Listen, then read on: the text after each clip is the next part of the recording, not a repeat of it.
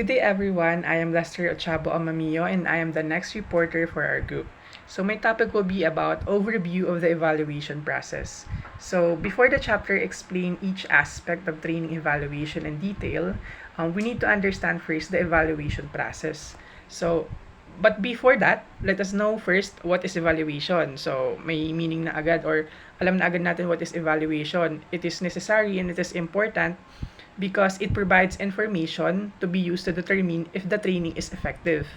It also involves identifying the appropriate outcomes to measure, and also involves choosing the appropriate design to maximize the confidence that can be placed in the results. So, in the previous discussion of formative and summative evaluation, it suggests that training evaluation involves scrutinizing the program both before and after the program is completed. So, the question here is, who are the people that should be involved in this program? So, in training evaluation, must be considered by managers and trainers before training has actually occurred. So, in evaluation process, it should be begin with determining training needs, as already discussed in chapter 3, which is the needs assessment, wherein the needs assessment helps focus the evaluation by identifying the purpose of the program, the resources needed, such as the human, the financial, company, and outcomes that will provide evidence that the program has been effective. So moving on, which is the evaluation process that has five, including conduct needs analysis. Next one is to develop measurable learning objectives and analyze transfer of training. And third one is to develop an outcome measures. Fourth is to choose an evaluation strategy, and lastly is to plan and execute the evaluation. So first step, in evaluation process, it should be begin in determining training needs, and it involves needs assessment that helps that helps to identify what knowledge or skills or behavior or other learning capabilities are needed. In this process, also needs to identify where the training is expected to happen or expected to have an impact. Aside from that, in conducting a needs analysis, it is involves by identifying the purpose of the program, the resources needed, such as, like what I have said earlier, humans, financial company, and the outcomes that will provide evidence that the program has been effective. So next one is the second one is in the process is develop a measurable learning objectives and analyze transfer of training. In this step, the goal is to identify specific measurable training objectives to guide the program. The characteristics of good objectives are the characteristic of good objectives are already discussed in chapter 4. So if you guys still remember that, let's take note that the more specific and measurable these objectives are, the easier it is to identify relevant outcomes for the evaluation. Besides, considering the learning and program objectives and developing learning outcome is also important to consider the expectation of those individuals who support the program and have an interest in it, such as the stakeholders, including trainees, managers, and trainers.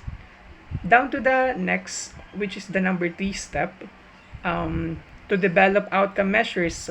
So, based on the learning objectives and analysis of the transfer of training, outcome measures are designed to assess the event to which learning transfer have occurred. And if the organization develop outcome measure, it can identify gaps in knowledge, skills, and performance.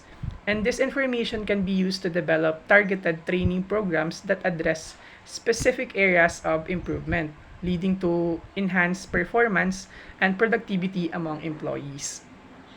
The next step is choose an evaluation strategy. So, once the outcomes have been identified, the next step is to determine an evaluation strategy.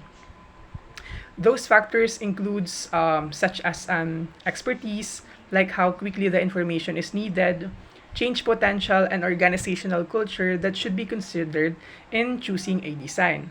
So, in choosing the best evaluation strategy is very necessary because it provides an essential information about the effectiveness of a company's current strategy, and it allows for improvements if necessary.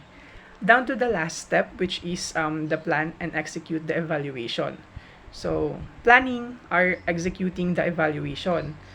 It involves here the reviewing the program as well as collecting training outcomes according to the evaluation design. So, after the evaluation process, the results of the evaluation are used to modify, market, or gain additional support for the program. The results of the evaluation should also be used to encourage the stakeholders in the training process, including the managers, employees, and trainers, to design or choose training that helps the company meet its business strategy and helps managers and employees meet their goals. So next in my topic is all about measuring human capital and training activity. So far, this chapter has focused on how to evaluate training programs as mentioned in chapter number 1, which is all about training and development that contributes to a company's intangible assets such as a human capital. Besides, Besides learning how to evaluate the training and development programs, we also need to understand how to evaluate the training and development function and how to measure human capital. So in measuring human capital and training activity is very crucial for an organization to understand the impact of their investment in employee development, and the overall value of their workforce. So an example in America, um, each year in the American Society of Training and Development, or also known as ASTD, they prepare a report that summarizes a company's provided training in the United States. This report provides companies with information about training hours and the delivery method that they can use to benchmark or compare themselves to other companies and similar industries or with the same number of employees. So as you can see in this table, it provides example of different measurement or metrics. These metrics are valuable for benchmarking purposes, for understanding the current amount of training activity in a company, and for tracking historical trends in training activity. However, in collecting these metrics does not address such as issues as whether the unique is effective or whether the company is using the data to make strategic training decision. Let's also consider how AG, Edwards, and Accenture measures and determine the value of human capital. So, one of the metrics that the firm uses to measure progress toward this goal is to count the number of the employees who have earned industry-wide professional credential, such as a becoming certified financial planner. So, another example is Scandia Corporation. Scandia Corporation is also known as financial services company that very well known for trying to measure its intellectual capital. So, Scandia believes that the total value of a company or market value is based on financial capital and intellectual capital. When we say intellectual capital, it includes human capital and structural capital.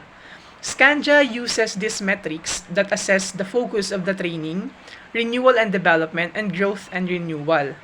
Although Scandia's approach has made a contribution to valuing human capital development.